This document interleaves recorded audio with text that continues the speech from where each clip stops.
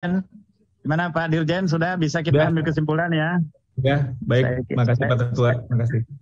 Ya baik, saya kira setelah mendengarkan pemaparan dari Pak Dirjen, baik Dirjen Kementerian Agama, Prof. Ali Ramdhani maupun dengan Dirjen Guru dan Tenaga Kependidikan, Pak Iwan, serta oleh Irjen juga dan juga dengan Dr. Sen tadi, maka kami mencatat ada beberapa kesimpulan. Yang pertama, kita semua dalam posisi yang sama, yakni berkomitmen meningkatkan kesejahteraan dan perlindungan guru honorer pada sekolah negeri dan sekolah swasta melalui seleksi guru, pegawai negeri sipil, dan pegawai pemerintah dengan perjanjian kerja atau P3K. Yang kedua, melakukan rekonsiliasi formasi guru dan tenaga kependidikan GTK P3K antara Kemendikbud, Kementerian PAN, RB, dan BKN dengan BKD dan Dinas Pendidikan. Ketiga, mendorong dan memastikan bahwa semua pemerintah daerah mengajukan formasi guru P3K sesuai kebutuhan daerah melalui sosialisasi ketersediaan DAU tahun 2021 untuk gaji P3K. Keempat, memastikan optimalisasi formasi P3K bahwa semua guru honorer tetap dapat mengikuti seleksi. Guru yang mengajar di daerah tanpa formasi dapat mendaftar di daerah lain, dan guru yang melewati passing grade tahun ini namun tidak mendapat formasi dapat menggunakan nilai hasil tes tahun ini di tahun selanjutnya. Kelima, mempercepat dan memastikan pengangkatan 173.730 guru honorer yang lulus formasi pada ujian pertama menjadi guru P3K, dan memastikan bahwa seluruh guru yang bertugas di sekolah negeri berstatus ASN termasuk guru agama sekitar 149.763 guru K2 dan non-kategori. 6. Menjalin sinergi yang optimal antara pemerintah daerah, universitas, dan sekolah dalam perekrutan guru baru. 7. Mempercepat program sertifikasi guru, khususnya guru agama, melalui penambahan kuota per tahun dan atau melalui pola baru sertifikasi yang tidak terlalu membebani keuangan negara, daerah, dan yayasan. Kedelapan, mendorong kepala daerah untuk mengeluarkan SK guru honorer untuk mempermudah pengurusan NUPTK dan sertifikasi guru. Kesembilan, memberikan kesempatan lebih banyak kepada guru dan tenaga kependidikan untuk mengikuti program-program peningkatan kompetensi. Saya kira ini 9 poin. Yang 9 terakhir ini soal kompetensi guru ini bukan hanya kesalahan gurunya sendiri, guru honorer, tapi kita juga semua bersalah karena sudah berpuluh-puluh tahun mereka menyandang status sebagai guru honorer, tapi kita tidak juga memiliki kompetensi untuk meningkatkan kompetensi mereka. Saya bahasakan seperti itu. Jadi kita juga punya kesalahan di sini, kami di Dewan punya kesalahan, Bapak-bapak di eksekutif juga punya kesalahan. Karena itu jangan kita bebani kesalahan hanya kepada mereka sehingga dia terus-menerus menjadi korban. Kita semua berharap bahwa guru ke depan tentu kita menginginkan kompetensinya dan sehingga posisi kita dalam PISA juga peringkatnya bisa menjadi lebih baik. Tapi yang paling mendasar sekarang ini adalah bagaimana menyelesaikan permasalahan yang di depan mata ini, mengamputasi sehingga tahun-tahun mendatang tidak ada lagi persoalan seperti ini. Silakan nanti Pak Dirjen menggunakan metode rekrutmen yang lebih hebat sehingga kita bisa menghasilkan tenaga-tenaga kependidikan yang lebih kompeten. Tapi untuk sekarang ini tidak bisa kita jadikan ini sebagai alasan untuk kemudian mereka tidak diakomodir. Harus kita berikan apresiasi. Dia sudah mengabdi sedemikian lama. Kami yang sering ke daerah menyaksikan bagaimana pergulatan mereka di daerah untuk mencerdaskan anak-anak kita dengan kompetensi yang minimalis yang dia punyai. Saya kira demikian Pak Dirjen. Apa bisa kita... Ada catatan sedikit Pak Tamsil. Mungkin kalau ada catatan. Ini nomor 1 nih, ini kita di seleksi nanti kita dimarahin BKN Pak atau PNS P3K ini untuk sekolah negeri Pak untuk jadi ASN. Begitu. Coba di redaksinya bagaimana? Kemarin juga kita bicara dengan BKN ini. Ya. Nanti kita dimarahin sama BKN. Ini kan seleksi ASN PNS P3K nih ASN. Jadi ini untuk institusi negeri. Itu yang pertama. Terus yang nomor 2. Okay. Nomor 2 itu Kemendikbudristeknya ketinggalan Bapak. Oh, Risteknya ya betul ketinggalan. Ya. Kelihatannya Kementerian Agama kenapa tidak masuk ini? Kementerian Agama ini. Ya, betul. Saya kira Kementerian Agama di situ karena juga ada menyangkai. Beginilah, pokoknya pertemuan-pertemuan yang high level ini harus sering-sering diadakan. Karena saya lihat kalau itu sering terjadi, lebih memudahkan untuk mendapatkan solusi. Ya, pertukaran-pertukaran pikiran di lintas eksekutif juga ini perlu. Supaya jangan saling lempar, kita biasa di daerah, ada yang mengatakan ini di Kementerian Agama, Kementerian mengatakan di daerah, begitu pula dengan BKN di daerah, Kementerian Dalam Negeri juga begitu. Ya, ini saya kira perlu ada pertemuan-pertemuan yang seperti yang disampaikan tadi, melalui pertemuan banyak masalah yang bisa diselesaikan. Tadi siapa tadi Pak Dirjen Agama barangkali tadi yang menyampaikan. Oke, kalau tidak ada lagi kita bisa sepakati ini Pak ya. Sorry, Pak Tamsil ada lagi nomor di bawah Pak. Maaf ini takut ini ya. Nomor 6. Oke. Nomor 7 Pak, maaf. Nomor 7.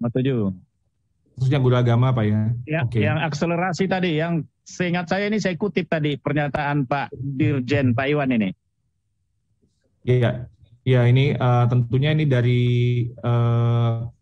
Kemenak ya Pak yang di ini Kemenak, oh ya. Regulasi, ya. Kita akan bantu tentunya. Tapi ini ada di Kemenak secara tusinya.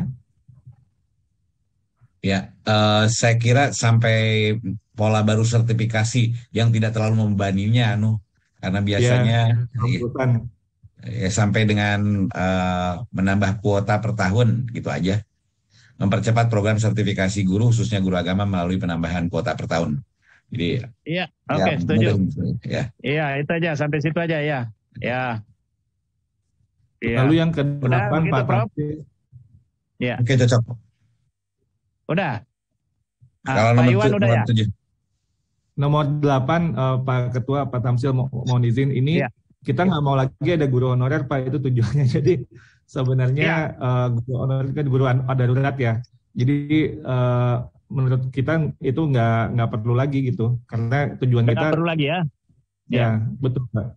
Jadi kalau MUPTK itu kan juga ada mekanisme alternatif saat ini bisa ke LPMP juga Pak.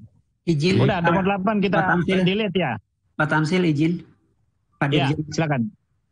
Pak Dirjen. Siapa Pak Jaja? Pak Iwan, kalau ditambahin guru honorer dalam jabatan saja gimana? Artinya yang sudah existing. Oh, yang existing ini nih maksud Pak Dirjen. Bukan dalam yang baru lagi. Kalau begini gimana? Karena Jadi bukan baru. Jadi kalau di kita itu nggak ada lagi guru honorer yang dalam jabatan atau apapun itunya. Kan guru honorernya kan guru kondisi darurat Pak, maksudnya Pak Dirjen. Izin Pak Dirjen, banyak guru-guru honorer yang SK-nya hanya kepala sekolah, bukan betul. Seperti yang masalah tadi saya sampaikan Pak Ketua. Itu maksudnya Pak Dirjen. Jadi bukan guru honorer yang baru, bukan, tapi yang existing. Ngerti Pak, ngerti sekali. Enggak, begini aja Pak Dirjen. Kalau Pak Dirjen bisa mengatakan bahwa itu tanpa SK dari pemerintah daerah itu bisa diakomodir, oke, nggak ada masalah.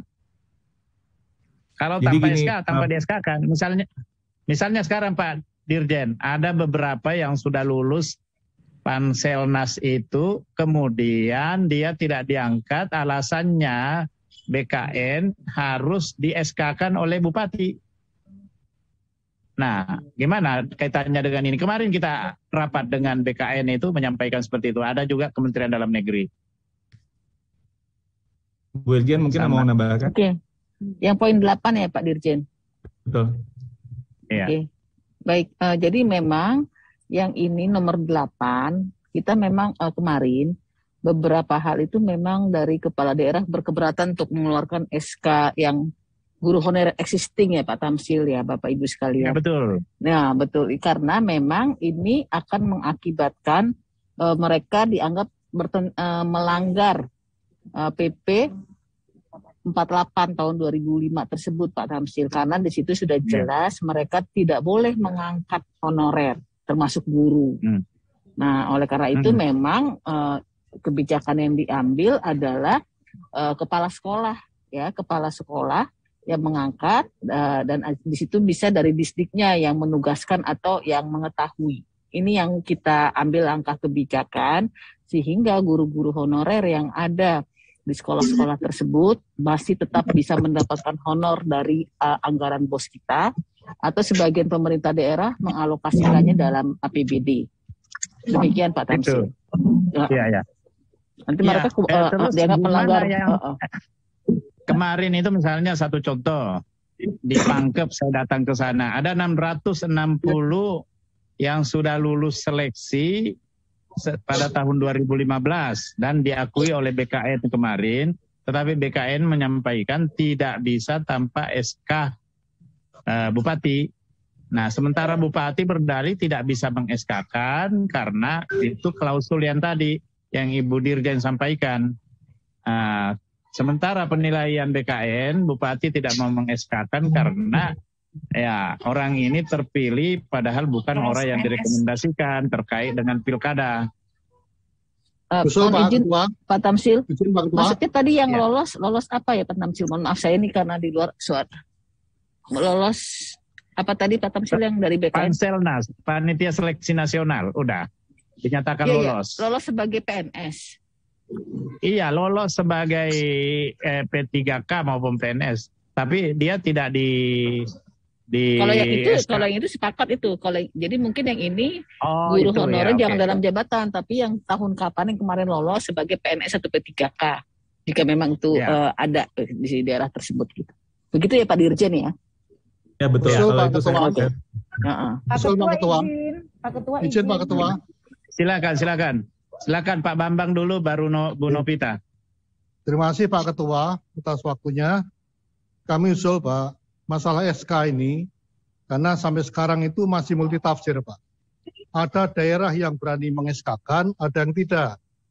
Nah, ada salah satu daerah yang membuat terobosan, SK itu adalah penugasan dari kepala dinas atas dasar dari SK kepala sekolah, sehingga kepala dinas itu hanya menugaskan, bukan mengangkat. Nah, dasar pengangkatan adalah dari kepala sekolah, sehingga ini ada solusi Pak. Kalau tidak ada solusi nanti kasihan.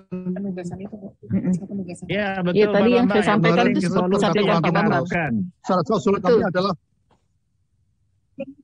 yang disampaikan Pak Bambang yang tadi saya sampaikan. Jadi usulan kami adalah penugasan dari kepala dinas atas dasar SK kepala sekolah. Jadi ini supaya nanti segera ada solusi. Terima kasih Pak Ketua.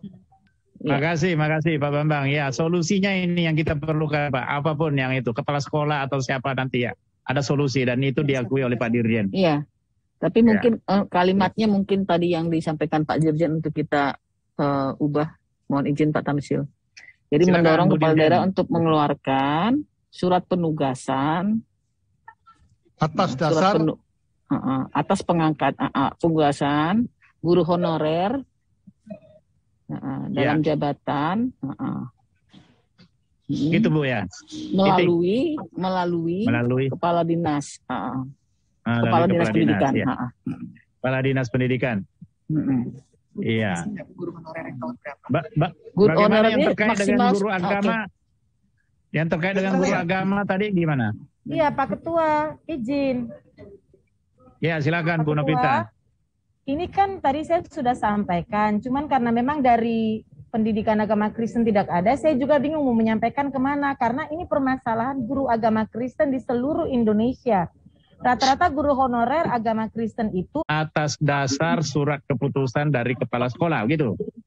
Iya betul. Gimana Bu Irjen, gimana? Udah cocok redaksinya Bu? Ya betul Pak Tamsil, tapi mungkin kita harus guru dalam jabatan ya, jadi jangan ada pengangkatan baru ya Pak. Iya enggak. Iya. Oke. Dalam Tidak ada jabatan. pengangkatan baru ya. Ya. Baik, saya kira kalau ini kita sepakati. Ya Pak. Kita, oke, Pak. Ya Pak Dirjen sudah selesai ya. Ya. Baik, dengan demikian saya persilakan apa Anda ingin menyampaikan closing statement dari Pak Dirjen. Silakan sebelum saya tutup. Pak.